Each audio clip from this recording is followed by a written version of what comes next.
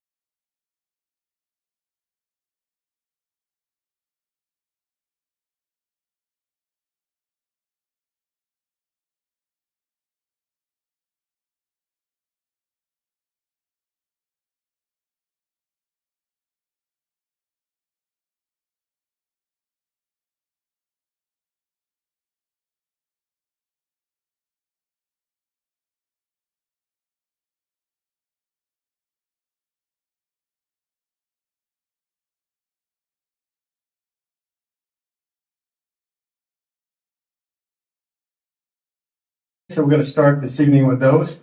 So I will open the first public hearing. This is for an ordinance to rezone property on Culm Street, existing of 1.15 acres from Industrial 1.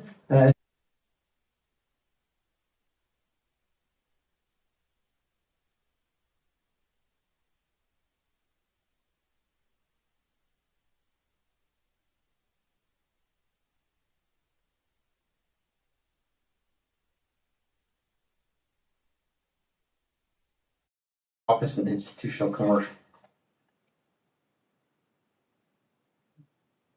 And I will open our second public hearing for this evening. This is an ordinance to annex property located at 111 West Church Street, consisting of 0.72 acres. Is there anyone who would like to speak at this public hearing?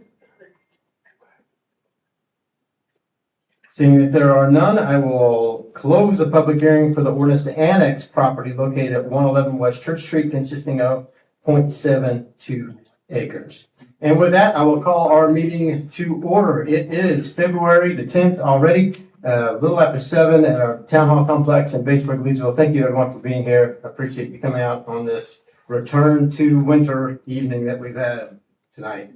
At this time, I would like to, for our invocation, Pastor Jimmy, if you would come up, sir, and lead us in an invocation for our evening. Thank you, sir. Welcome. Thanks for being here. Father, we thank you for all the blessings we've received from you. This evening, we ask your presence to guide our discussions with wisdom and understanding. I pray we listen to each other with open hearts, speak respectfully, work together, and find solutions that benefit all involved. And Lord, I pray for protection for all of our families. Amen. Thank you, Pastor Jim. Stand for the pledge of allegiance if you are able, led by Miss Brown. Pledge allegiance to the flag of the United States of America.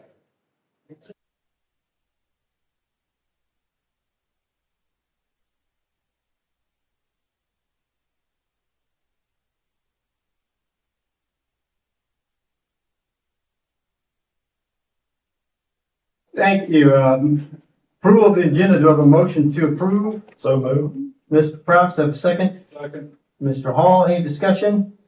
District 1, Yes. 2, Yes. 3, District 3 votes yes. 4, Oh, yes. 6, Yes. 7, Yes. 8, Yes. and Mayor votes yes. Motion carries. Adoption of the minutes from the regular council meeting. This is on January the 13th, 2025. Do I have a motion to adopt? So moved. Mr. Proust, have a second? Second. Mr. Balknight, any discussion? District 1, Yes. 2, Yes. 3, District 3 votes yes. 4, Oh, yes. 6, Yes. 7, Yes. 8, Yes. and Mayor votes yes. Motion carries.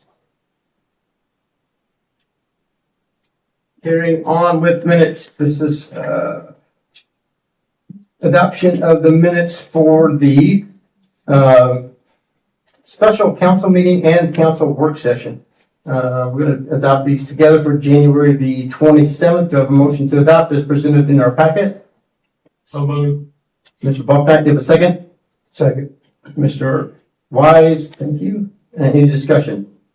District 1, Yes. 2, Yes. 3, District 3 votes yes. 4, Oh, yes. 6, Yes. 7, Yes. 8, Yes. and Mayor votes yes. Motion carried. For the mayor's report, our next regular council meeting is March 10th, 2025. And council committees reports, Central Midlands Councilmember Balknight. No meeting. Thanks, sir. EPAC, Councilmember Proust. EPAD did meet in January. We had items of information only. The one primary being South Carolina Water Utilities is seeking future approval for an expansion of their wastewater treatment plant in the northeast Richland County area. They just presented some information in that meeting related to their future plans for that work. Thanks, sir. Common Advisory Committee, Councilmember King. And so I'm monitoring the agenda for our council, for our meetings. we lost one of our board members. John Perks passed away. He was one of the older serving members of the board. And we'll miss John. He kept if you think Steve Kane's entertaining, John kept the meeting very lively.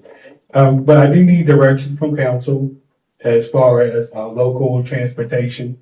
I know that we had discussed the master plan with the planning commission at our last work session, and transportation was a issue. So I need to know from council if we are going to be in a position to pay our way as far as bus service. But one of the things I think we also discussed in our during the work session was adding housing and people to the community, and I think that public transportation is going to be, if we're going to do that, it's going to be something that council really needs to take a hard look at.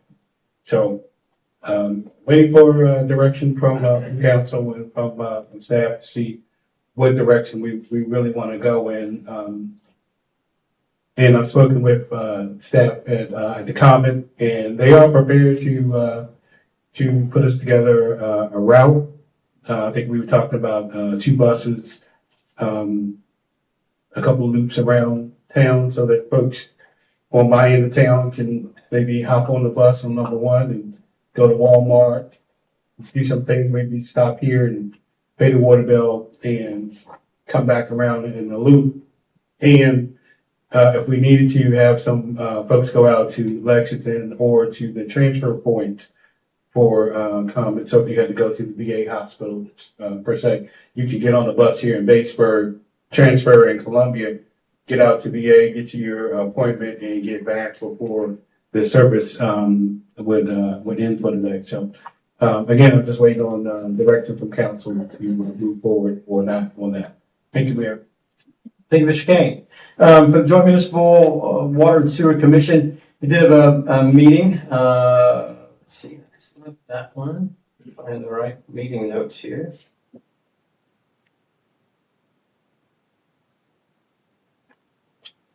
There we go.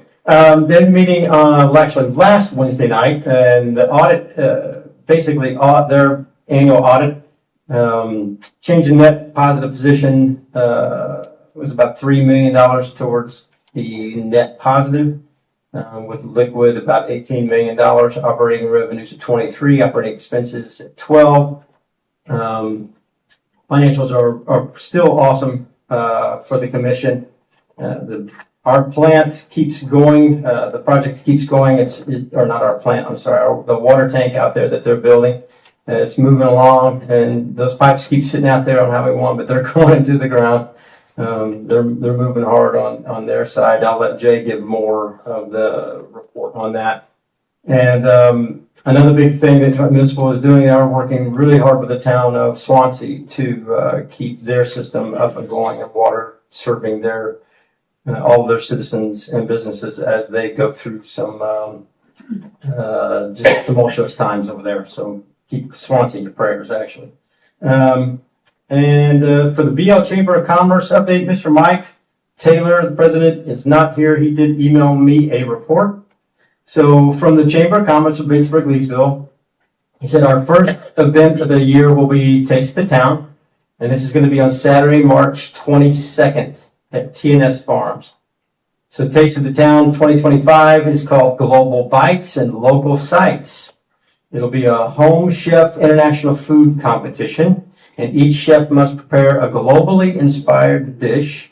Attendees will sample these delicious creations and vote for their favorite, and the winner will receive the People's Choice Awards, and the judges will crown one talented chef as Chef of the Year.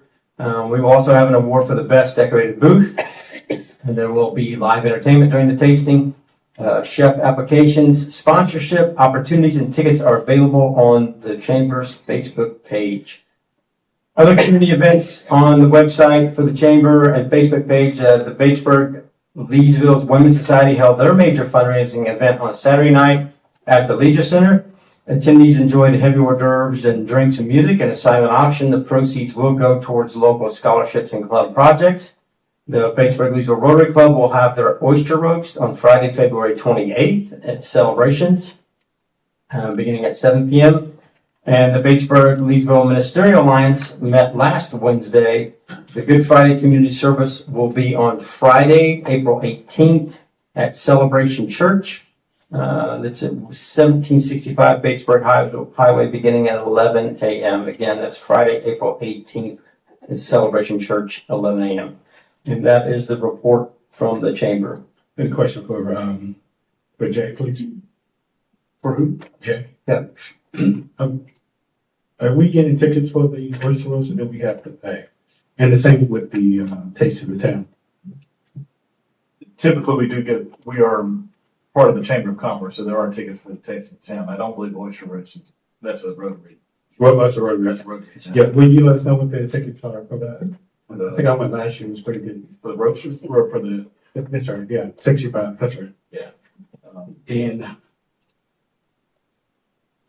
we know that Barbara was one of the champions at the Taste of the Town.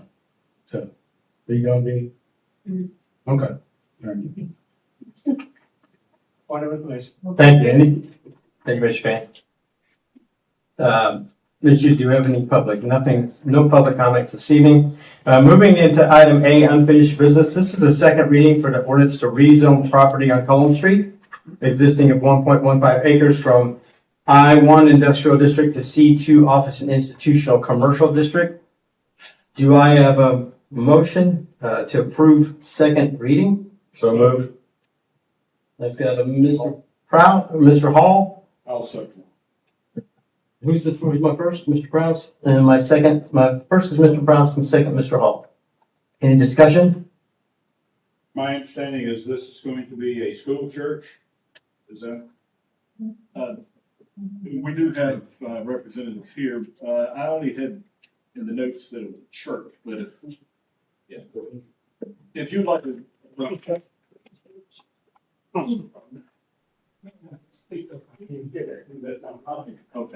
Sorry. Okay, now, what's the question? The question is the use of the property. For the church. Okay. All right. Thank you. Okay. Thanks, sir. Any other discussion?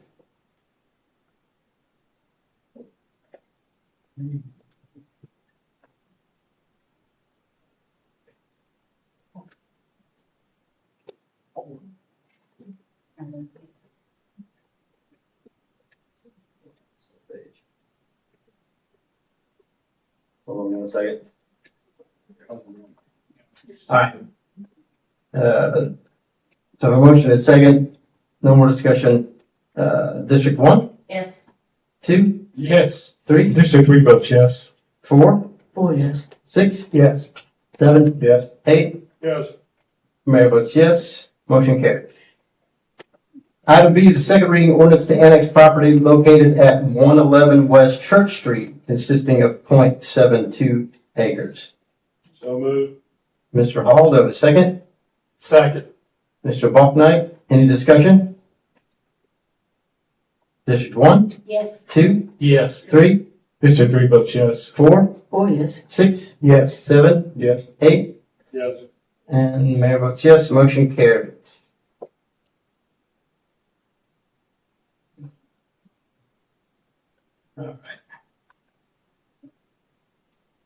That brings us to our new business this evening. And for our new business, it's first reading of the ordinance rezoning 565 West Columbia Avenue, consisting of 0.51 acres. This is from R2 General Residential to C1 General Commercial.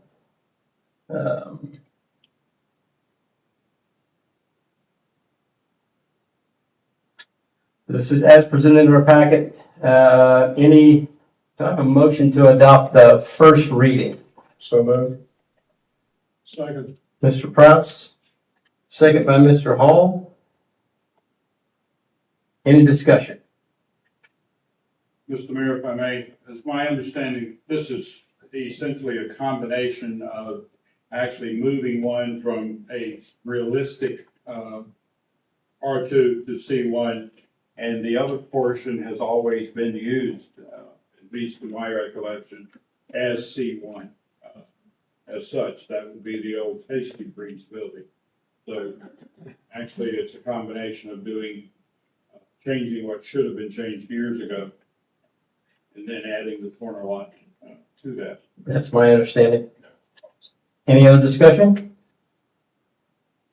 District 1, Yes. 2, Yes. 3, District 3 votes yes. 4, Oh, yes. 6, Yes. 7, Yes. 8, Yes, and Mayor votes yes. All right.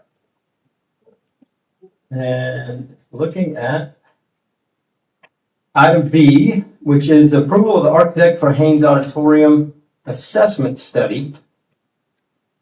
So this is on page 44 of your packet. So this was discussed in the work session.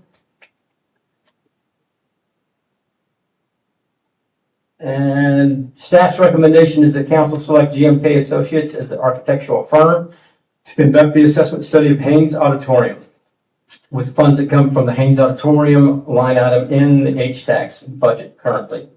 Do I have a motion?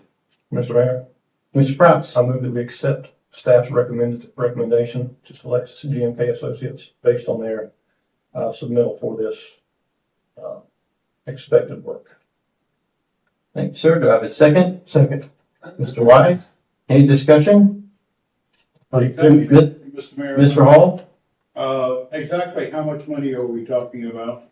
I know there's $45,000 in there. The numbers that they gave was $9,000 for the assessment, and then about $1,500 of, travel, some of those incidental costs. That is their estimate. It could be a little bit more than that, but, if we want to put a dollar figure on it, I think 12,000 would be more than enough based on, that's just for the assessment, which gives us that roadmap. Obviously, this is not going to be any work done on the building. It's the assessment, give us a roadmap, cost estimates for the project. And how many responses did you get? We received 13. I mean, And there was about evenly split from in-state and out-of-state, Charleston firms, Greenville firms. It was well received. I reached out to a couple other companies, and they were typically 15 to 25 range. This is a little bit on the lower side, but speaking with their project manager, they are local. They're Columbia. They want to do this job, and it's more affordable being close. Is that the overriding factor, the fact they're local? No, I think that was a nice perk, but really the work that they did at Allen University that was in the package on Chappelle Hall is a comparable building, similar age, and the scope of work is very similar. And that was one of the items that I looked at. They have several solid historical buildings that they've done renovations on, but Chappelle Hall was the one that really stood out to me. And what kind of instructions? Is it our aim to maintain the integrity of the appearance of the current building, or are they looking at other options? Yeah, so what we have tasked them to do is to do a study of the existing structure. So we know that there's electrical, mechanical, plumbing, alarm systems that are antiquated or non-existent. So they're going to give us a full analysis of the building and what is needed to bring it up to code. What I have asked for is that roadmap, so we know what phase one. Obviously, I'm of the mindset that that's going to probably point towards electrical is a key priority. We would like to use this opportunity to perhaps move the HVAC from outside the building, which are kind of ugly. It also creates some ugly ductwork on the walls. To move that to the attic space at that time, it would add to the appearance of the building. So those are things that they're going to look at. I'm sure you had a chance to look at it towards the back of the proposal. They gave the timeline on having that to council, which would be, I think it was 49 days from notice to proceed. So we should have that in the spring to give us a roadmap. As usual, I will digress for a moment. Yes, there is $45,000 apparently in the budget for that. Financial reporting sort of conflicts. the actual budget for 24-25 showed that as a $45,000 allocation, but the financial report shows it as a supplemental allocation. Is there just a? It was, so in that transition period, the initial budget that was proposed by the previous administrator did not include Haynes Auditorium, but the two budgets that were the first reading and second reading did. Essentially, staff getting everything entered into the computer did not have that in there initially. So whenever the second reading was approved, it had to make an adjustment, but it was on that first and second reading of the budget that was approved in June. Okay. Thank you, Mr. Hall. Any other discussion? Yeah. Mr. Hartley? I don't remember hearing, will the usage of the building be limited to theatrical, or has it been discussed? No, we have not discussed that. I would love to see more theatrical uses for it. I'd love to see community theater and more partnerships with the high school. But I envision hopefully this summer that we're able to use it for community, using it for some movies, kids' movies. We've kind of found that movie night in the park, it's a little bit late in the evening. We think that we can have better attendance from the community school-age kids if we do a 10 a.m. showing during the week. And with our events, part-time event staff being a teacher, she would be available to staff that and kind of coordinate that. So Mornings? that's the thought process is doing a 10 a.m. once a week, or maybe depending upon the reception, reaching out to the different daycares, different programs, early childhood education type places, encouraging them. It would be, being an H-Tag project, it would be free to the kids to come and enjoy a movie. So will we have the bluegrass people coming in, churches being able to use the building? Yes, it would be able to be rented and used as well, but at least that's how I envision it. Obviously, the council has different views. Council can change that, but Right. I would love to see more events in that facility. Absolutely. Thank you. Yes, sir. Thank you. Any other discussion? Okay. Mr. Kane? So the 12K for, This is for an assessment study. yeah, looking at, the work that needs to be done, is that gonna be included in the final price, or is this like, it's just like a lot of money to tell them, for them to come in and tell us? Well, we already, you know what I'm saying? I'd rather, We have an idea of yeah, what needs to be done, but this would be an architect that would actually come in and do a full assessment of the building and can tell us what needs to be done to bring it up to code. They would also be providing as-built drawings that could be used in those next phases as we. how much is the total budget project? We're talking about 12 now, just for them to go in. Yeah, 12,000 is a drop in the bucket. I mean, if we're talking about a full restoration of the building and it could easily exceed $1 million, but that's part of the assessment is for them. They will give us cost estimates.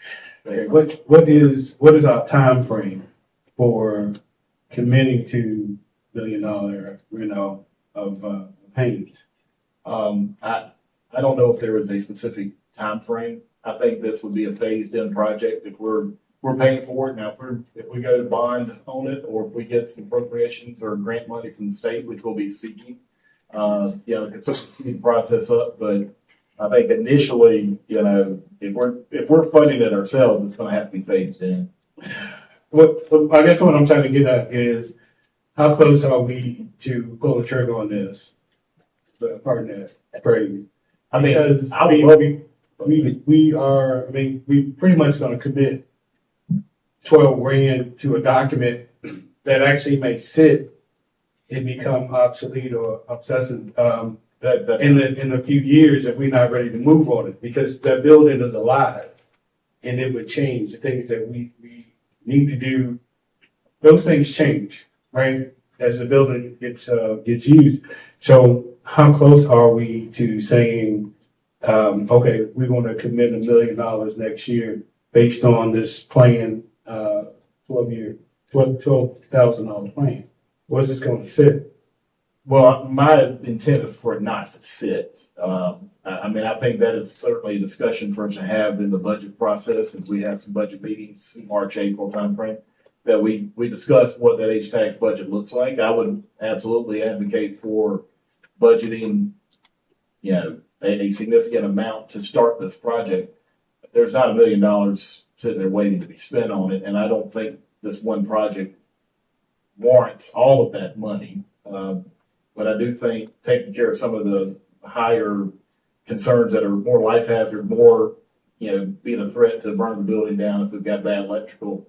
You know. Well, yeah, that's what I'm asking. If we're gonna execute some of this, then, you know, $12,000 is reasonable. I mean, Oh, I absolutely believe we would. yeah, I've been here, you know, I'm young enough to remember that in that building right next door to us, we probably have about $80,000 worth of engineered, water piping. The things that work plant. Yeah, what I'm saying, but that, you know, what I'm saying? I understand what you're saying. Yeah, and we have the parks back there that are fully engineered, some of them, or, you know, and then, I mean, we're not nearly ready to actually say, okay, this is what we're going to do.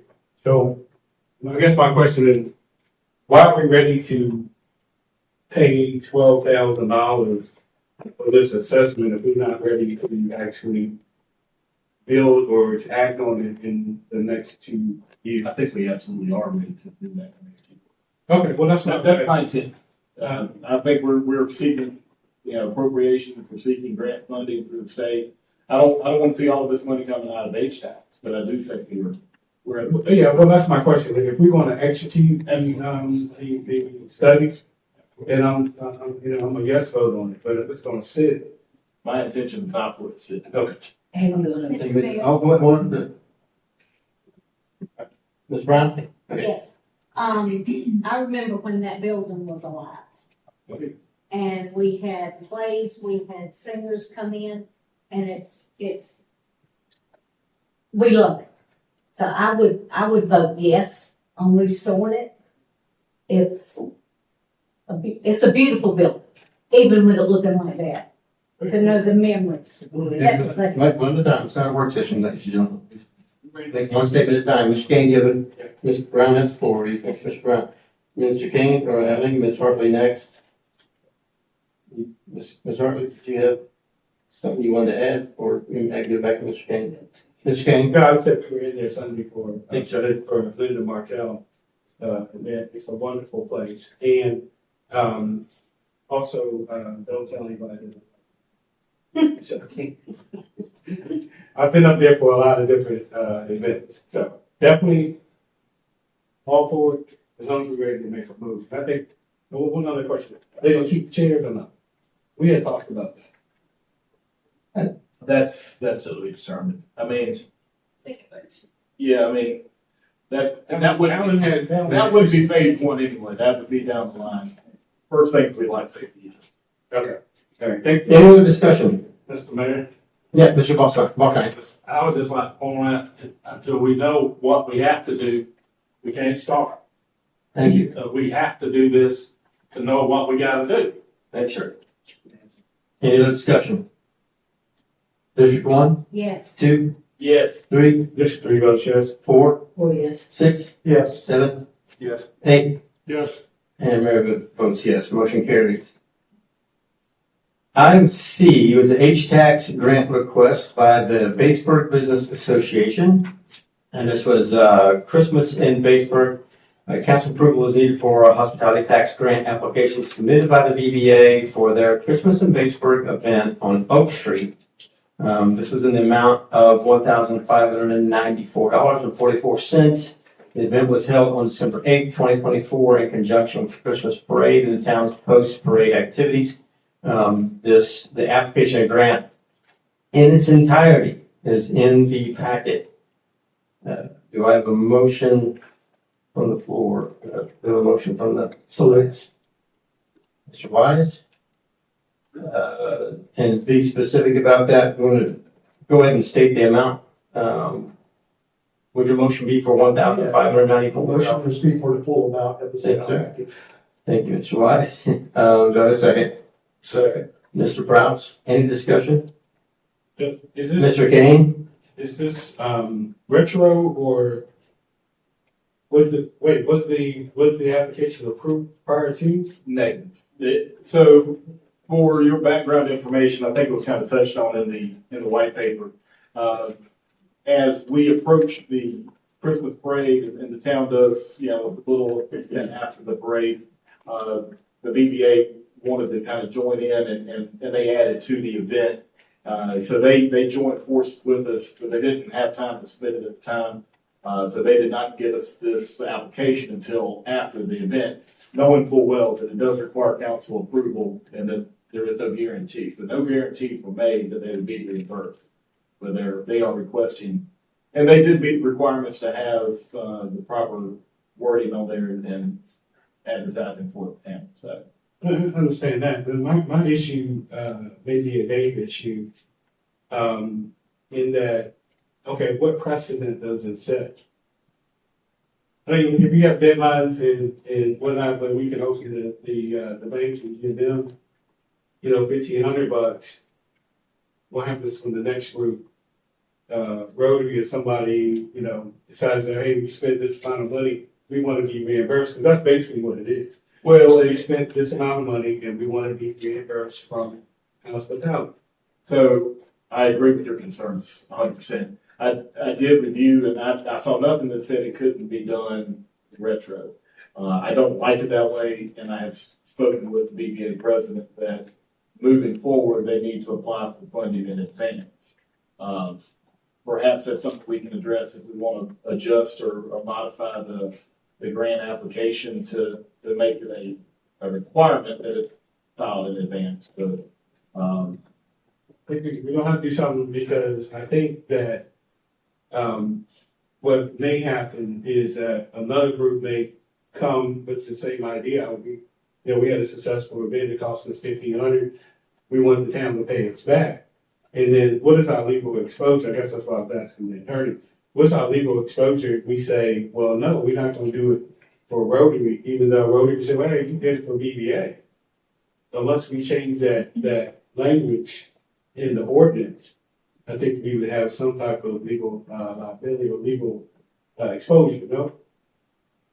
I would not recommend, putting that in the ordinance. What I would do is have council adopt approve an application that the businesses or the entities can use to apply, and then you make it known as a policy that it's only for future expenses. We're not reimbursing.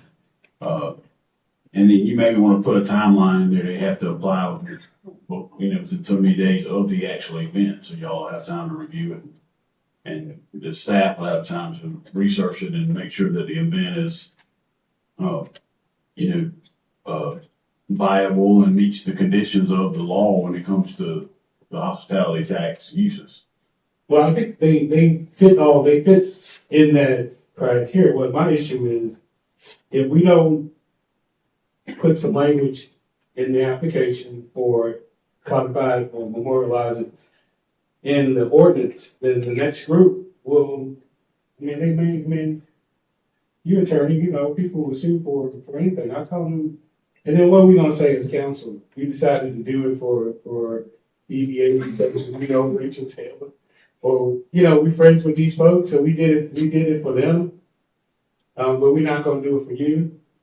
So, but I would think that applies regardless of it being before or after. I think that applies to whether the council approves or denies any application, be it if that's applied 3 months in advance.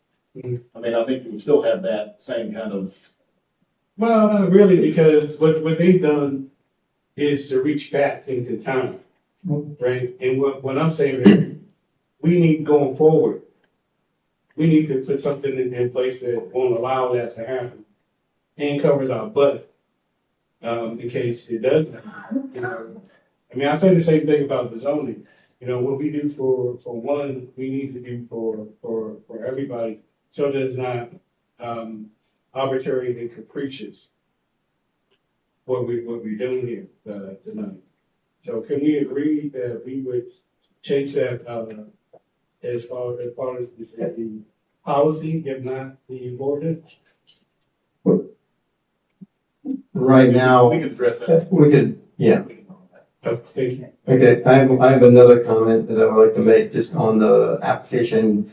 The hospitality tax application by nonprofits is a reimbursable every time.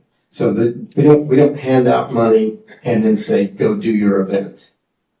So what's happened here is the application came in post-event. Normally the application comes in pre-event, but always the funds are distributed post-event. Is that correct? Yes. Okay. Yes. So you're saying Any other discussion? going forward, Mr. King? we're gonna maintain this thing where you do a program and then you cut it back here. As I mentioned earlier, I stressed today to the BBA president that in the future it needs to be applied for in advance. Right, but I want us to memorialize that. And that's what we just talked about, yeah. Okay. We can't do that tonight, but we. Well, I'm saying, yeah. Any other discussion? District 1, Yes. 2, Yes, 3, this should be votes yes. 4, Yes. 6, Yes. 7, Yes. 8, Yes. and Mayor votes yes, motion carries. Item D is appointments to the planning committee. So due to resignation, redistricting, several seats on the planning commission are in need of being filled. And council approval of these commitments, committee appointments are needed. So what I've been given by staff and the council members whose seats were empty, which was Mr. Hall and myself and Councilwoman Brown.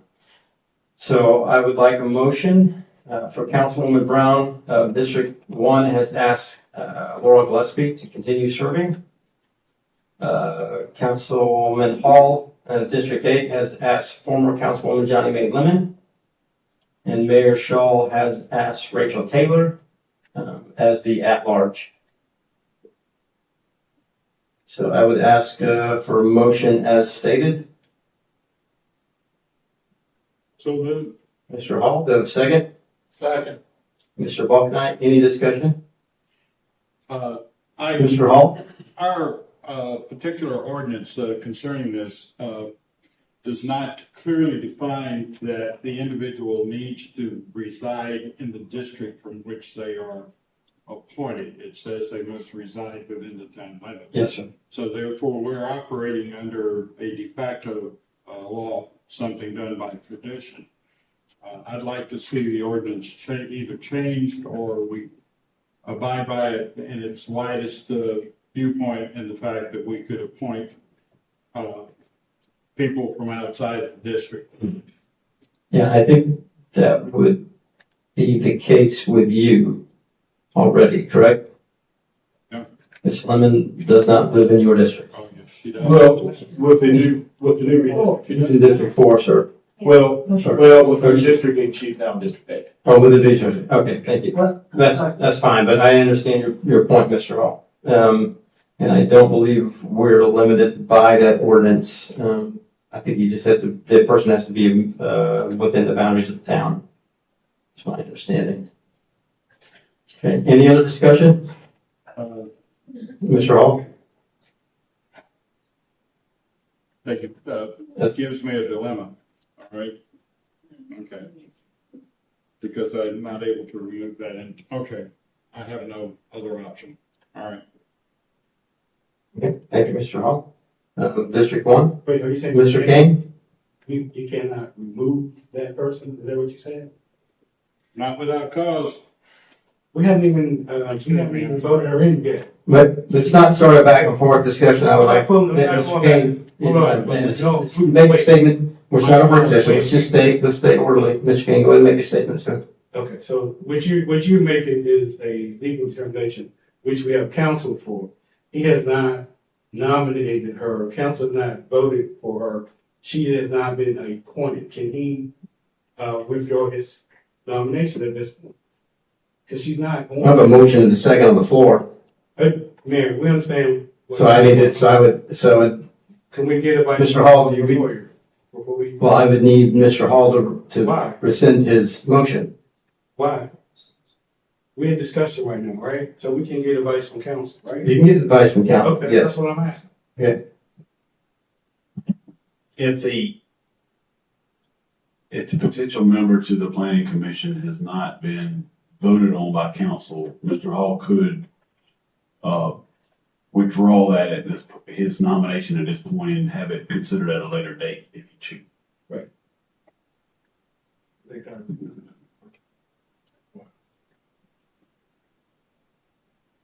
Okay, thank you. Any other discussion? So a motion and a second?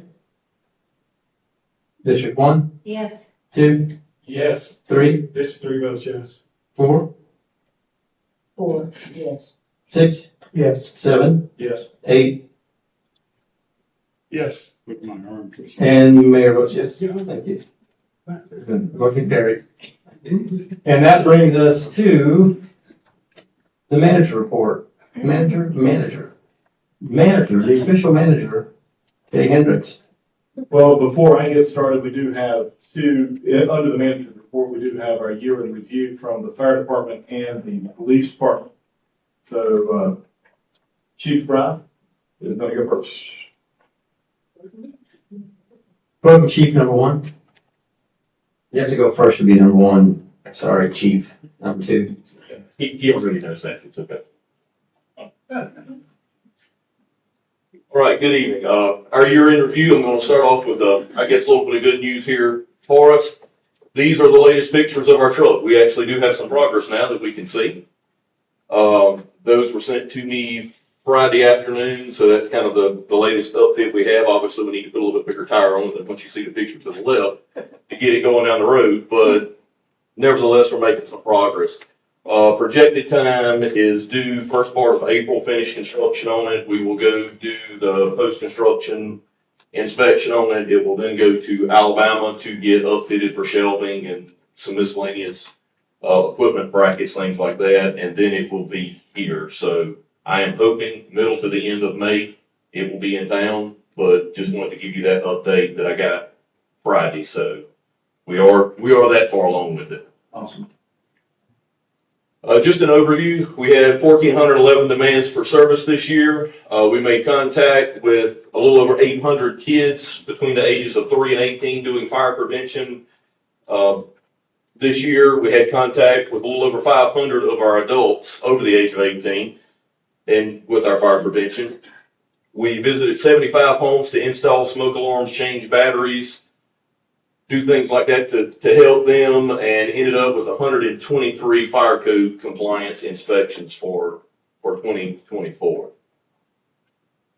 Get a little bit trigger happy there, sorry about that. Our demands over the last 10 years, this is kind of what you see here. You had a little dip in COVID, but everything is continuously going in an upward motion for us over the last 10 years. Here's just broken down by area. 61% of our calls were in town, and you can see the 21 is what our Lexington County contract area, 21% of our call volume came from that, and 5% out of the Saluda County contract area. The rest was automatic A, where just being outside of that area, they call us to come help them just like we call them to come help us, kind of thing. So that's what the rest of the remainder of our makeup was for the service. Here's kind of what you see, 42% medical. You can see the breakdown for the rest of them. I'm not going to read them all to you. You have information in your packet there as well with all of this on it. It's kind of a breakdown of what we ran as far as call volume this year or this past year. Here's just 5-year kind of breakdown of it. Everything is just on the rise just because it's more call volume. It's there. Everything is trending about normally, I think, probably where it's been the past couple years. Nothing super crazy. Our miscellaneous call volume has went up some, but the rest of it is kind of about what we expect. It's just a steady increase going up. Our average response personnel on call, just wanted to point this out, and this is not a dig at anybody or our volunteer staff or any of that stuff. I just wanted to bring it out. We have a very dedicated and knowledgeable group of volunteers, but I think our call volume is just picking up to the point that we're getting less response per call. It's just so much to try to take in. I think we're averaging right at 4 calls a day now for service. So it's pretty high. I think that's what's causing some of that. But nevertheless, we are getting less people. This number does include our base staff as well. So in the 12 years of this, our participation on a call type has dropped by 50% if you add the take the pay person out of it there. So once again, not a dig at anybody. It's just the numbers. This is an event that's going on across the country. It's not pertinent to us. I think we have been very benefited by ours here, and we've held on for a long time. We're just kind of starting to see a little bit of an influx there, just so you're aware of it. New reporting style. If you look at, or I know everyone looked at their packets and saw the different reporting style that I kind of did this year. Going to kind of want to take a second to explain it to you. It's based off of the Infor system. That name will change here pretty soon to NEARS, but that's neither here or there. The data will remain the same. It's just a national incident reporting system that's out there. We have to be doing this for federal grants anyway. We have been doing it for many years, reporting this way. I had just not been delivering the data to you that way. We've been kind of trying to generalize it out a pretty good bit, but I think in order to give you a better picture, a more accurate picture of what we are running, instead of having just that other call, sometimes it's better for you to be able to see what other actually is. The way that the system works is it's a 3-digit code. Anything with a 100 series is fire, and that is broken down further. So if you have a building fire, that is a code 111. That is the only thing that can be coded as a 111. 113 is a cooking fire. Every fire type there is has a number to it, and every one of those series is broken down just further in depth. So you will be able to see exactly what we are running and exactly what those call numbers are, and I can keep that total running for you throughout the year and for the month in the report. I think it'll just give you a better picture, more accurate picture of what we're actually doing there with that. Critical needs kind of moving forward here. We have kind of our two biggest ones are one, staffing. We've talked about that participation is kind of starting to drop down some, and we still need people on scene and doing stuff. But staffing is one that we need to look at with a couple little points there. Replacement strategy. Whenever this new truck gets here, we take our oldest one out of service now. Our next oldest truck is then 26 years old. So that's another $1 million for another fire engine that's going to have to come at some point. I'm not saying today, but we've got a couple bigger things like that we probably need to work with through town management, through council, to come up with some kind of good strategy to be able to keep everything up to date and keep moving. With that being said, are there any questions for me? Mr. Mayor, if I may. Yeah, Mr. Hall. Do you have any open positions on staffing now? No, sir. Any turnover in the last year? No, sir. Okay, so, all right, staffing, secondary issue. Now that is with the career staffing. With the volunteer staffing, we have had a person or two leave, and per ordinance, we're allowed up to 60 people, so we're nowhere near that. But, so I Is guess there a breakdown available of time of day of calls and nature? I'm sure you have 42% on medical, which raises concerns as to whether or not our equipment is oriented towards the actual needs. I believe we rolled some heavy equipment for medical calls. And what percentage of that 42 is actually medical calls, and what percentage of that is actually medical assistance, lifting, and so forth, but not directly an emergency medical call? that's right. That falls into our second biggest category there, which was the public service as well. But that public service that's kind of a catch-all one too. But usually our lifting falls in that public service. So 42% are actually considered to be medical. Yes, sir. True medical calls. And we roll a big engine, Yes, sir. We're taking the engine right now. but 42%. Again, the occurrence time for these calls. Apparently, obviously, if they're medical, the majority of them will occur during the day. Is that? I would have to run that exact code to see when that highest exact specific call is. But our busiest call volume is very roughly between 9 in the morning to 9 at night. is when our highest call volume is, generally speaking. And in other words, your highest volume is when the volunteer staff would least likely be available to respond. Not necessarily. We have a lot that, Yeah, rotating shifts. yeah, we have a good many that work off schedules, whether it be at another fire service somewhere, whether it be working at Michelin and they swap days, nights. So we have actually a good many that are just different shifts altogether, or not the traditional 8 to 5, if you will. Of your 32 volunteer, I believe 32 volunteers, Yes, sir, I believe that's right. how many would you say have not responded to a call in the last year? In the last year, I don't know that we have none that have responded to any. We have some that have not responded to a lot. Thank you. Yes, sir. Chief, what do you do to recruit for volunteers? What are the standards for someone wanting to volunteer? Like, is it an age range? Is it Above 18 and come grab an application. I know you don't want to hold back. Mr. Kane's been working out. Yeah. Above 18, come get an application to have a clean criminal history. That's all you got to do. Okay. We can fix you up. There you go. Okay. I'll do it if Jake does it. He still shows up. He shows up. He shows up. Hey. Thank you, Chief. Very much. Thank you.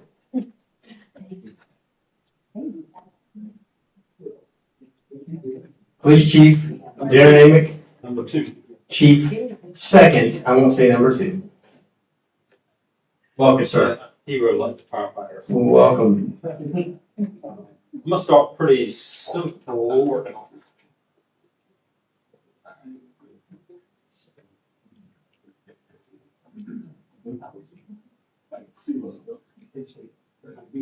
Love that one.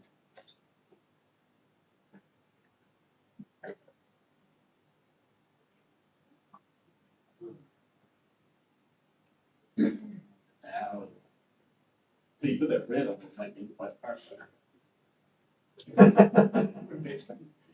Simple but important. Our annual calls for service from 2023.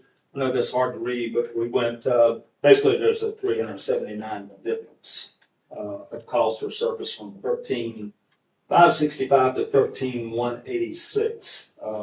I could talk all night as to what impacted that. We have cut out, continuing to cut out frivolous calls for service. Something we've done lately is we'll get these people that want to make an information report. The information report they want to make did not occur in the town. We have no jurisdiction over it, but their insurance companies are saying, hey, we need a police report, period.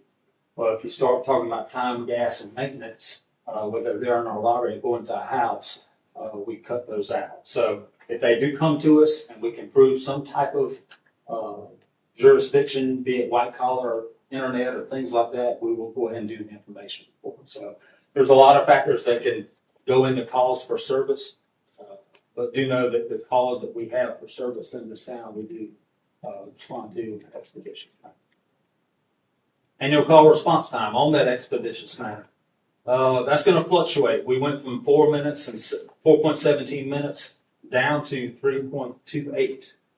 Believe it or not, some of that involves helping Lexington County with some of their calls for service near our town. We can get to their calls for service to assist them or be a first responder more oftentimes than they get to us to help us in like something like we had post poultry festival or something like that. So 3 minutes, I'll tell you guys 3.28 minutes I'm not really happy with. I hope that we can improve on that with staffing and get our manpower back up and be even quicker. By having our manpower back up, we can go into districts where we once were when Chief Oswald was here. I'd like to get back to that, but now with the manpower issues that we're facing, we're looking at 1 per district and 1 or 2 floaters or rovers, if that makes sense. So with some strategic placing of our staffing from here on out, I think we can positively impact the response times. Batesburg, Leesville. Okay, so you basically said you got two offices. I thought you had broken down like council districts. There were, Chief Oswald had districts at one time. And Okay. They were perfect in reference to the crimes being committed in that area. But with the staffing we have now, we do literally not be smart. Batesburg and Leesville. Okay. And we have roads. But that can be problematic and negatively impact our response time if we got a traffic stop in Leesville and he needs backup. So, Chief, your total authorized staff is, We have 32 total staff. One of those 32 is part-time admin assistant, grant coordinator. She's wearing all kinds of hats. 20 hours a week. okay, and of that, how many vacancies do you currently have? Right now, we have a total, we hired a guy this afternoon. I met with him at 3 o'clock. So we're looking at total, for executive staff, we have one vacancy, which is lieutenant's position. As for investigations, we have a total of 4, 1 vacancy, and that's, we have a sergeant, 2 investigators, and 1 vacancy. And for patrol, we have a total of 12 personnel. And right now, after the hire today, we have 2 officers and 1 corporal, and that's your direct enforcement people that will respond to calls. We all do, but that's the ones that are boots on the ground more than anybody else. 4 SROs and 5 dispatch. So total vacancies? Total vacancies, I'm sorry, we got a total of 1 in executive staff, we got 1 in investigations, and we have a total of 3 in enforcement, which is 2 officers and 1 corporal. So we're talking 5?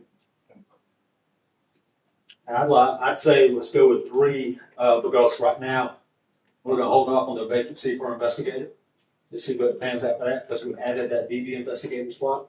And right now, our lieutenant was our watch commander. The staff that's in place now, we rotate our term through watch command, have that secondary supplemental coverage that's for backup units. You have a part-timer that is a grants, related to grants? She is part-time VA.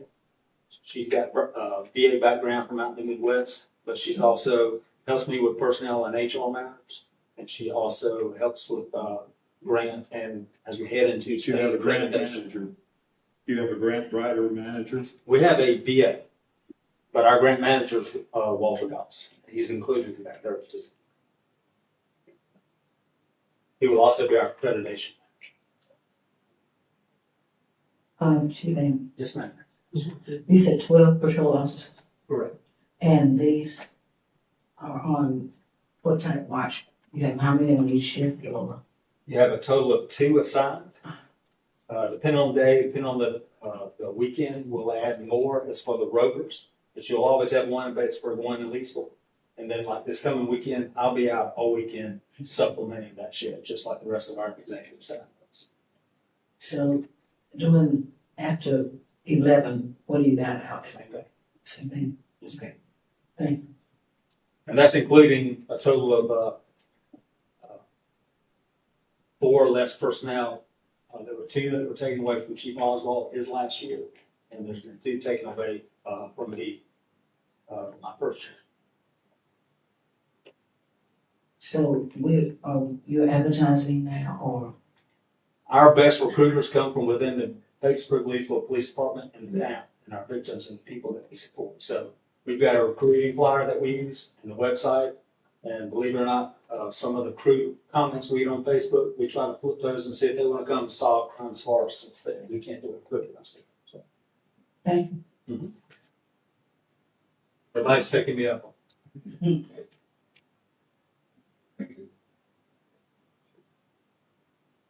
Again, when you deal with acronyms like NIBRS, of course NCIC and things like this, you'll notice at a glance it may look like crime has gone down, and if you go just by the number, I would say that it probably is. But if you look at assaults, which is your second column over, that has gone up. Those assaults, of course, include domestic violence, which is steadily, unfortunately, creeping up also. And I do believe our newly assigned investigator will be able to help impact that, especially through education once she gets to that level. You'll see that the theft-related offenses have gone down a little bit, not much. Nothing against Walmart, but they kind of own that one right there. The good thing with that is we get these shoplifting enhanced cases with our repeat offenders. And as soon as we get them, we call the solicitor's office and see if we can get them jail time. That next one, the drug weapon offenses, I think is a big one on the slide. I come after this one. The majority of the drug cases that we make are off of traffic stops. We've had very few search warrants or maneuvers, if you will, of that nature to go into houses to search for drugs and things like that. I hope one day in the near future that investigator slot that I told you was vacant, we can turn that into a narcotics position and assign it to the multi-agency task force with Lexington County to get more work done. That being said, the multi-agency task force at Lexington County does a lot of work up here, but that's just the kind of work you don't really get to see or hear that much about. And that's miscellaneous offenses that goes all over the place. It includes vandalism, obscene and harassing phone calls, missing persons, etc. So we went up just a little bit with that. And then the group B offenses, that goes basically to sheer public drunkenness, runaways, trespassing, incorrigible kids, contributing to delinquency of a minor, resisting arrest, things of that nature. I would close that out by saying we're maintaining control of our more important SLED reported index crimes.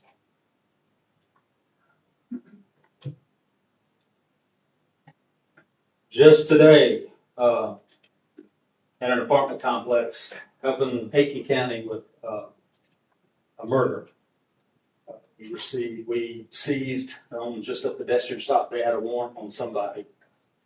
Trafficking weight cocaine, trafficking weight methamphetamine, and a gun. And I'm curious to see what all that gun's been involved in here in town today. The reason I bring that up is because we seized 53 guns in 2024.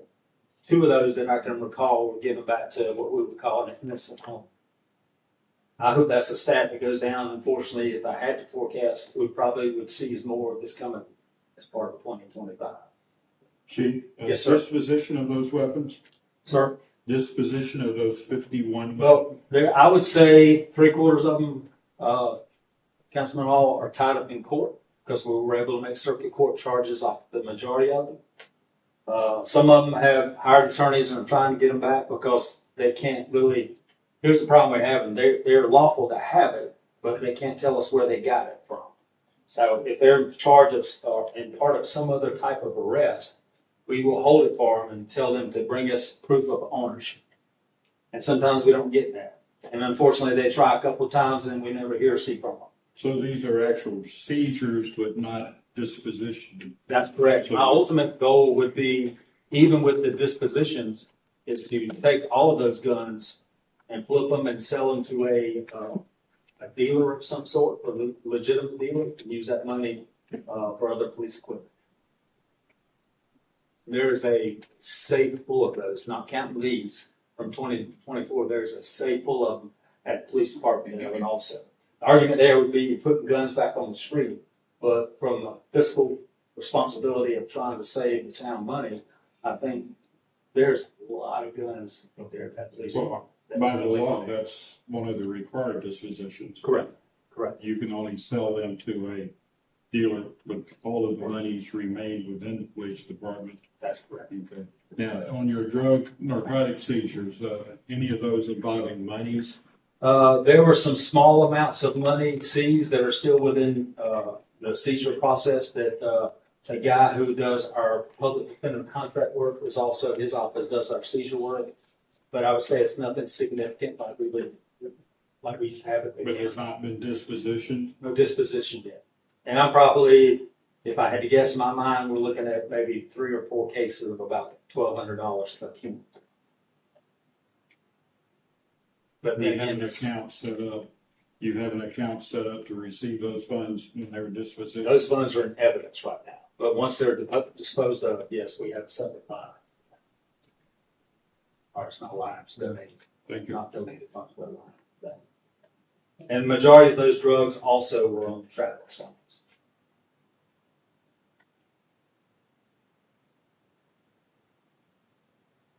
Now, this was kind of tricky. With this investigative division, you're looking at, and these are SLED or NCIC type guidelines. When we close a case, we have to close it this way. So you have unfounded, which is going to be that 12%, which usually means crime did not take place. It sometimes goes back to these information only reports. exceptionally cleared. We can only clear a case exceptionally if you have an offender death, a decline of prosecution, jurisdiction issues, or some victims that might not cooperate. Clear by arrest speaks for itself. Administratively closed is basically if there's a burglary, we can't produce any type of suspect, we can close that out, but open it at any time. And then that last part, that 466 which would be the deeper blue to the left on the diagram there. I actually think that's some type of, whether it be our law track system issue that is showing those cases as open. From the investigative background I've had, we never want to leave 486 cases open. So I'm gonna have to look into that. So, and then of course the teal at that bottom, that's what we're investigating. That's what the investigative bureau at the police department is investigating at this time.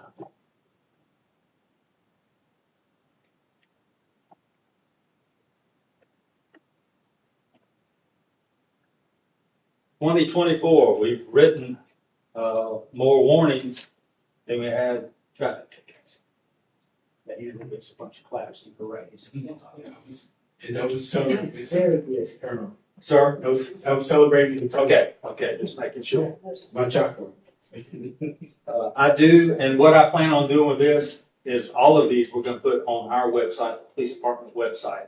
I do have it broken down by tickets issued and citations issued, from male to female, and also from African American, Caucasian, Hispanic, and we have actually one other, which I'm not too sure what that might have been, but we have an other also.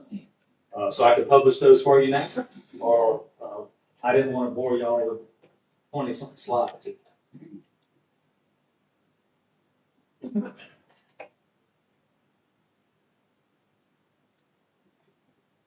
This is something we wanted as a police department and subsequently the town take credit for. So we're looking at right at $705,000, let's say $706,000 of supplemental funding that we received through grants, which includes the $200,000 radios that you guys approved, which is part of the consoles, the 911.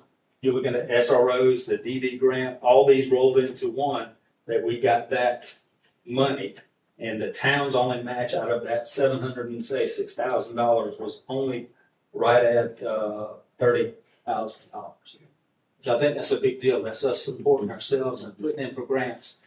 A lot of people say it's easy to just put in for grants and to get something, but believe it or not, you got to have a reputation of being able to keep up with those grants. So when these quarterly reports are done, Mr. Goss, he has them done usually 30 days prior and have them turned in. So you build up that reputation with the grant people. So when you ask for more, they say these guys are squared away. So I wanted to throw that in there because we as an agency work hard to get as much money as we can as taxpayers. It's just kind of like paying ourselves and providing our own police force to get as much money as we can to support the town, what we want to do in the town and what we want to do in the town in the future. That orange part there, which is right at $67,000, that is stuff we acquired through the 1033 program. If you've been to the police department lately, we've gotten rid of the old cubicles and got it right at $30,000 worth of, as far as I'm concerned, new cubicles, because they look like they're barely used to put our troops in so they can feel a little bit different. And, you know, it's an aging building. You guys all know that. We're having leaks in the middle of the court. We'll have drops coming down from the ceiling, but we're still trying our best to keep a good, honest facelift on it. So, and I tell people at every group I speak to, come to the police department, let me show you around. We're still working on the internal museum there. Walter loves that because he gets to talk old stuff. And I picked on the prior chief. There's a couple of candid pictures of him in there that when he was much, much younger. So we're proud of trying to find that supplemental funding to help support not just the police department, town also. I think that speaks volumes for them.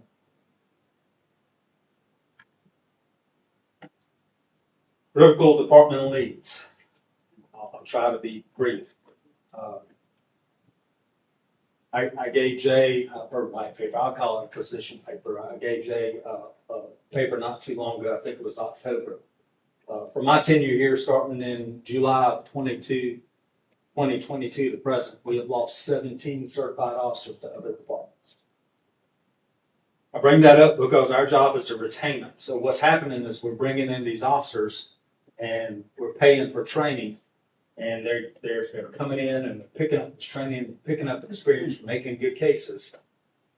And unfortunately or fortunately, I tell them, give me 2 years. Give me 2 years of your time. Let me show you this is a place where you can enjoy a law enforcement career. And then after that, if you're still not happy, I will call every state house member, chief, sheriff, or whatever to get you a job somewhere else, because they will chase money and skinny money.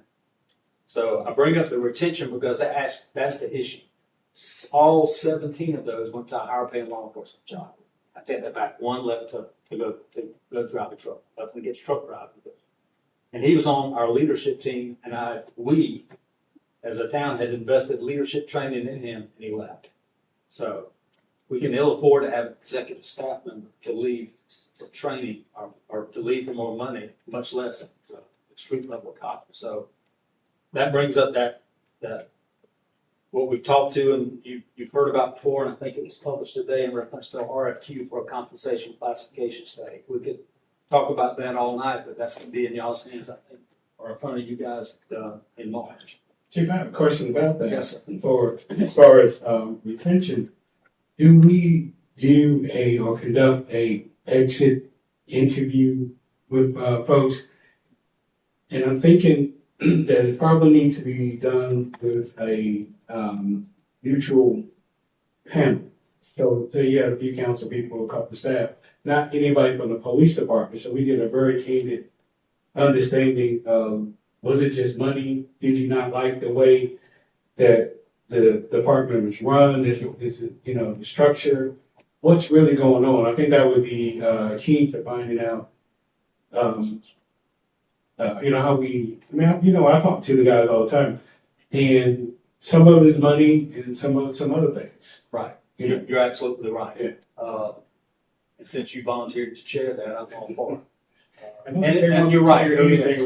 But yeah, I will chair that. Unfortunately, sometimes with our generation that we're hiring now, they do get their feelings hurt, and that piles on to other stuff. So no, it's not only money, but that's pretty much a lot of it. No, that's saying a lot of people want to be able to take care of their family. Truck drivers don't get shot at. That's right, and that's a big deal. So, but the exit For the most part. the exit interview is mandated. It's in our policy and also in the town handbook. So, but you're right. If I was to do an exit interview with an officer that's leaving, that I maybe even help get a job, they would be totally honest with me exactly why they left. They got something from me in reference to a staff member that maybe made them angry or something. So I'm all for that. Okay, and so now, is that going to be in addition to? All I'm hearing is that we're going to be paying somebody to look into this as well, right? So, if you want to elaborate. Well, the RFQ is just for that, or a study, kind of like what we talked about with Peter a while ago, is that here's what it's going to cost for us to come in and look at all this stuff, clear out all these databases and find out what this agency's making as compared to this agency, as compared to allotted position slots to, apples to apples. So the cost of that study, Chief? It's out, but from talking to Irma, who's having a hearing, I think next week on it to finalize theirs, I've seen 20,000 developers of 38,000. That's just for the study. State. Ma'am, You said for the state. Study. study for the study.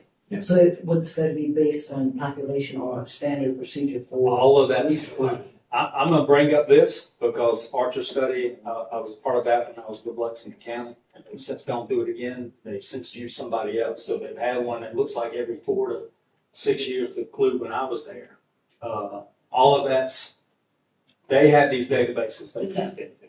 And understand too, this isn't for the police department, it's for the town.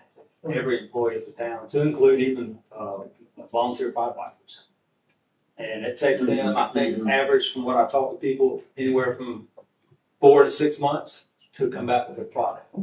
Within those 4 to 6 months, they request workshops to keep council and government entities up to speed on where they're heading, what it's looking like. So they're just coming in 6 months later saying, everybody needs an 80% pay raise and it costs us. That's Well, I mean, he just insulted the truck driver looking at him. I had you, so. Is he looking at me? I got your back though, chief. You got your back turned to the back. But it's, and I hate to belittle it this way, it's something, it's a start. One of the things that surprised me when I came to work here, that there was no merit system in place for evaluation. So when the time's coming around, I'm ready to evaluate my assistant chief.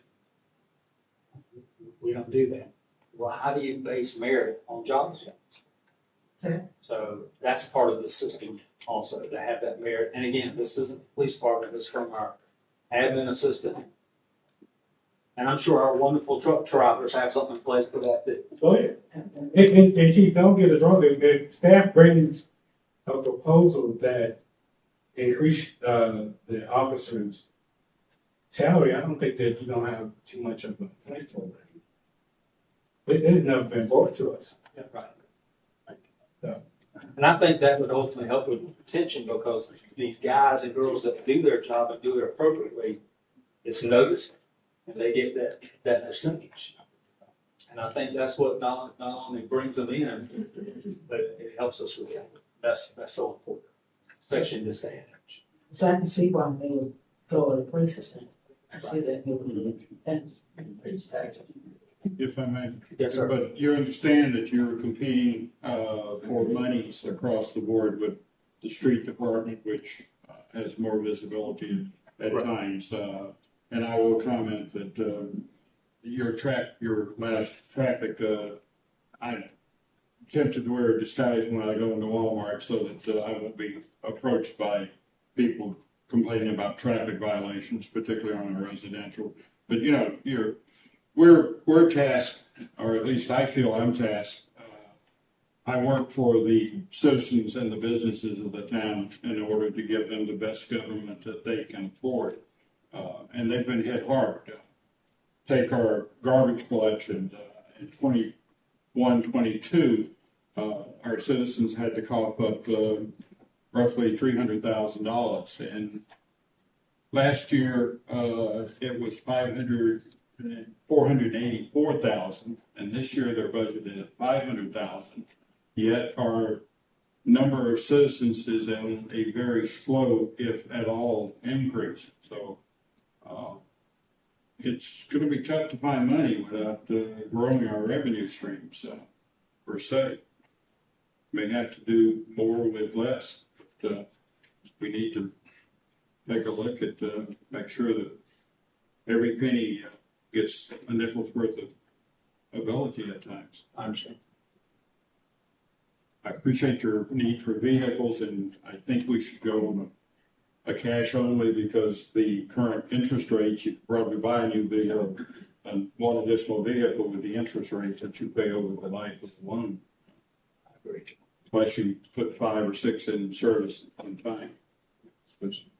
As Councilman Hall segued me into fleet vehicles, our fleet, the Magic showed up right now. I don't believe in Magic, but I need 6 vehicles yesterday. And we also included in this grant card that we just got this another black Durango in town. But the outfit of that, just for a detective package, was right at $8,900, for a full upfit on a police cruiser. What's a detective pack? Sir, What's a detective pack? it's basically a new package. No bar, no lights on top. It's just a piece package. Okay. You have how many vehicles? 31? We don't have that many council. I want to say it's 28, because we did liquidate some through Gov Deals right at 9 or 10 months ago, and I've been picking on our new town manager about what we liquidate that. Let's take that money, clear it right back in the cars. We've talked about it. How many of those are out of service or should be out of service? 6. And that's by mileage, and unfortunately, the maintenance records are gray. So you need 6 now. What will you need next year? I'd say 2 per year, depending on the mileage. And then that's in place until some other chief is up here a couple of years or a few from now, saying we need 2 more So you're looking at $500,000 over a 2-year period. At least. I think this Durango we just got was right at 43.5. So. Thank you. Any further questions for me? And did you say how many cars are in fleet now? How many vehicles? I believe it's 28, and we've got, with these vacancies being filled, you'll see our back row. And we do have one vehicle that, our grant guy, he'll jump in and shoot over to Columbia and that, so I don't have to pay him on it. But that includes special purpose vehicles, MERV, your investigative van, or Yeah, that includes the jail bay. that The rest of it is enforcement. Does It's it not include- any extracurricular. it doesn't include the MERV or whatever. So 31 would probably be a good number. I would love to be able to sell that. But So, Chief, I have a couple of questions. yes, sir. All right. Do you make a report to the Department of Justice? There's an annual survey I do that's automated. It asks these questions, some of which I brought to you guys tonight, how many personnel you have, arrest and things like that. The majority of my stuff is automated through SLED, through CGIS, through NCIC that automatically reports. So stack up, yeah. When you say drugs, are you talking mainly weed, or are you talking coke, heroin, pills? Well, you heard me talk about the meth. The good thing, we haven't seen hardly any heroin. That's a great thing. But the majority of it is weed. Okay. And may I say, it's some pretty high test stuff. So, okay. I didn't field test it. I'm just spoke from experience. Okay. It's not for sale. It's not for sale. Just So you got make sure. that Not for sale, right, Chief? You're not. No, and I'm happy to say Well, wait to ask if it's for sale. majority of it obviously is coming from out of this town. Thank you. So you're talking about hydro, it's got that gas. It's Kind Bud Canadian Hydro. Okay, now, where are we, is the solicitor actually prosecuting marijuana now? The majority of our serious cases are going to be Weight. with or possession with intent to distribute. So we got scales, we got baggies, and all this stuff. The majority of them are repeat offenders, and they're out. And by all means, I'm not bashing the solicitor's office, because the case I gave you earlier today, we are already in contact with the assistant solicitor to have that indicted as soon as possible. And he will go to prison for a long time. Okay. And we can do a little side thing. That would be great. You can buy Delta 8, Delta 11, whatever from these stores that's popping up around here now. And it's just, but anyway, last two questions. We recently had a young man pass away at the doctor's office. He used to be urgent care. He was shot. And I was out there, and I'm wondering between you and our fire chief, would an urgent care be valuable to the town from the calls that you all have and the interactions you have? Would that be valuable? Unfortunately, the urgent care, if they had got him here outside of the 45 minutes they rode around in the car with him, probably wouldn't have been able. First responder with EMS probably would have been able to secure him to a life reach got here. Yeah. But And do people know that since we don't have an urgent care, one option is to go right to the police department, because you guys could airlift them if necessary, and or the fire station. Do they know that?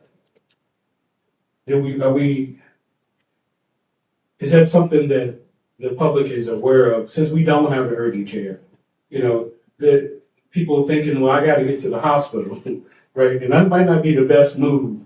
I would say this, Councilman King, it couldn't hurt. Okay. By all means. Okay. But in situations like this, with very tragic situation, Yeah. for them to ride around with this young man.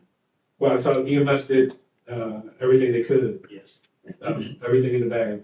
If I may interject, and this is more from my old job, obviously.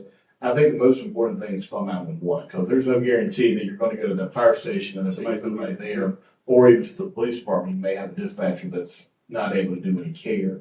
The ambulance getting there as quickly as possible, and then also you have emergency medical dispatchers that are able to give some instructions. So if there was a gunshot wound, they may be able to instruct you to control bleeding or something, or perform CPR. So my biggest thing I encourage people to do is call 911, and the ambulance will be responding, as opposed to trying to drive around and find somebody.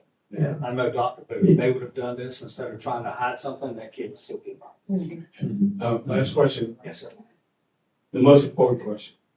When is Hop coming back? Who? Hop. Mark will be back 1st of March with bells on. Yeah. I was gonna make him my part-time community relations officer. Chief, great report. Thanks, sir. Appreciate it. Awesome. And Mr. Hendricks, if you would come and finish out your report, sir. I didn't realize that our chiefs were going to be so long-winded. I apologize for that. So just a quick run through some things. We do not have any town holidays coming up in the immediate future. We've hit enough in the last 6 weeks. A couple of the events that are on your agenda, we do have Spring Clean B&L scheduled for March 29th, and then April 16th is set for the Easter egg hunt, the traditional Wednesday before Easter. Some project updates. The mayor mentioned the joint municipal project is moving along. Again, all the pipe is done for phase 1. They're still in that testing process for leaks. Joint municipal's tank is slated for completion during the summer, and work on system 2 has begun. Over 2,000 feet is in the ground. They have told us about 4 more months on that project. So we're looking at early summer, roughly the same time frame as the water tank being completed. I don't know what the time frame is on Joint Municipal's water line, but I encourage you to just keep in mind end of the year as the target date. If we get it done earlier, great, but the end of the year is the day for completion. Pine Street Corner parking lot is progressing slowly. That's all I can say. It is, they have not been paid much. They have had some problems. They ran into a large piece of concrete that was several feet thick that needed to be busted up and removed. So that slowed them down. But they have been slow. They have got through the remediation on the asbestos. We had the work session on climate pollution reduction grant last month, 2 weeks ago. Just waiting on that subrecipient agreement from Central Midlands. Again, they still have to hire some staff, and hopefully that'll be soon. I did meet with some staff from Federal Highway Administration via Teams meeting, and our third-party rep regarding the Safe Streets and Roads for All grant. So there's a possibility of maybe shooting for a work session on that. What is council's feeling on a Wednesday, February 26th work session? That would work well for the consultant that we've hired as part of phase 1. He's not being paid for anything right now because that hasn't been approved, but he will be in the state that day. He's from Maryland, and maybe not. So would a Wednesday night work for everyone? Good here. All right. So we'll see how that shapes out. We've got to get some more information from Federal Highway. Who knows if they may have taken an eye out. So we'll move forward with that, and I'll be in touch. The Seed Fund sidewalk contractor, they hopefully will be getting all of the broken sidewalk up tomorrow. They've got most of it. There's a couple of things they've got to button up, and hopefully they'll be addressing that project and finishing soon. Haynes Auditorium was on here. Obviously, we just covered that earlier. The interior demolition on 534 West Church, they should be finishing the interior work this week, and then the roof work will begin possibly next week. The RFQ for the water valve study was received. That's still being reviewed by our utility staff, so that's hopefully going to be on the agenda next month. RFP is posted for the restrooms at the park. If you recall, we're talking about restrooms at both Wilson Street Park and Leesville College Park. So we have a pre-bid meeting tomorrow, and then bids are due February 27th. Hopefully that can be on the agenda for March. And then Chief stole the thunder on the comp class study. That RFQ was posted today. We've got the same goal, February 27th. Those should be received, and then that should be on the agenda for discussion in March. Any questions about any of the projects? If you send me that, is it on our website? The, for the bathrooms, the engineering, is that engineering or? So no, this is construction. So that RFP is posted on the website. So if you go kind of that top right corner, one of the drop downs is RFP, RFQs. All of our RFPs and RFQs posted there and on SCEMA, the South Carolina Business Opportunity website. All right, so just a financial, we've started receiving some of the tax money in, from Lexington and Saluda County. So general fund checking looking much better this month, $672,556.38. The local government investment pool general fund $851,937.63. Utility checking $492,218.87 with $3,657,961 in the local government investment as well. Victims assistance up a little bit, $16,198. Fire department 1% account, $25,794.33. The police donation, same as last month, $14,419.09. Capital improvement impact fee, $705,406.58. The municipal court, $40,332.96. And then our hospitality and tax line items, $291,940.95 with the H-tax LGIP at $1,527,444.52.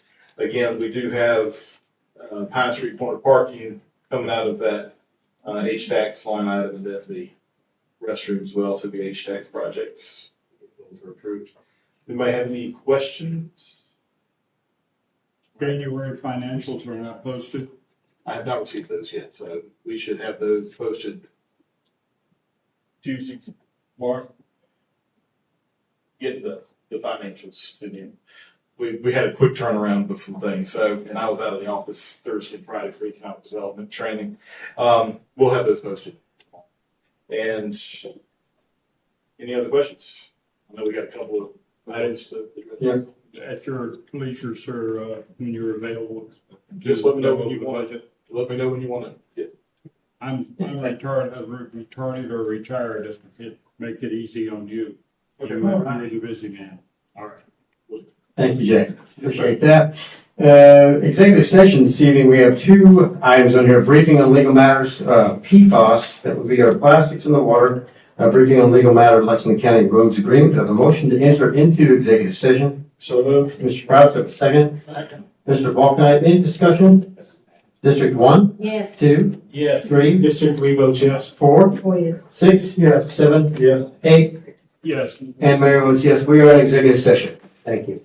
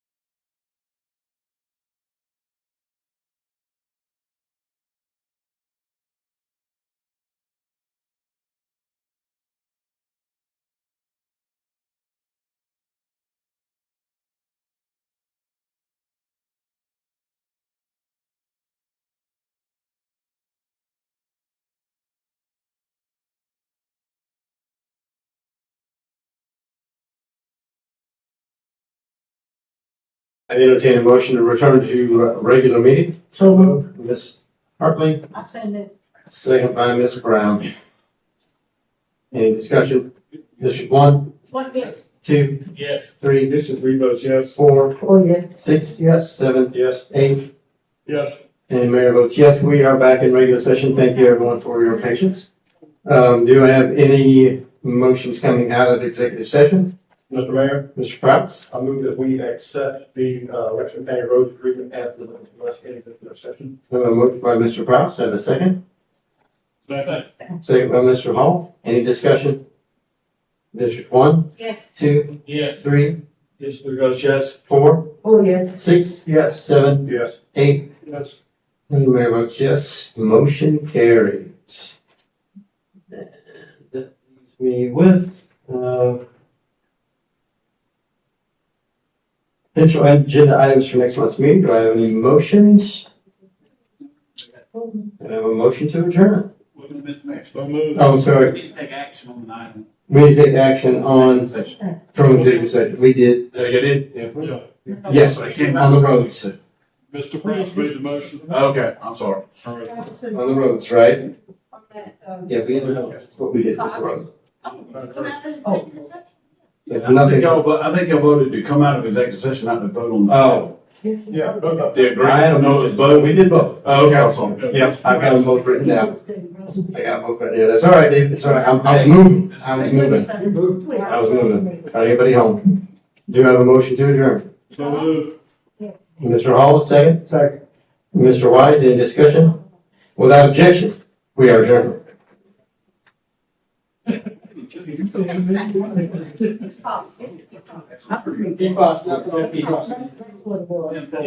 I see. No, I actually go. Oh, goodness.